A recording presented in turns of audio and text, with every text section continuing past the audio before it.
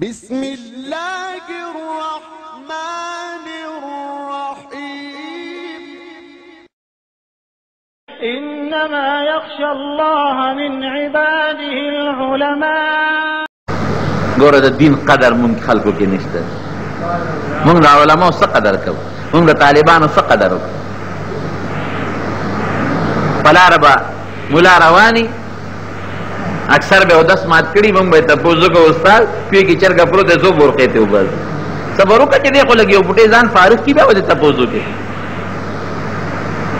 دین د دین عزت پکې د دین مسله دا د قرآن یا د سنت نه به تا ته امام د هغې جواب درکوي، د هغې به تم قدر کوي، امام به هم قدر کوي. که مونږ د دین د قرآن او د سنت او د هغې د مسلو قدر وکړو مونږ به په خپل عزتمن یو، او که مونږ د هغې قدر ونه کړو مونږ به بې عزته یو. ګوره نه مونږ د ګیرې قدر کوو، که یو سړی غله وکړي نو مونږ ګیرې ته نسبت کوو.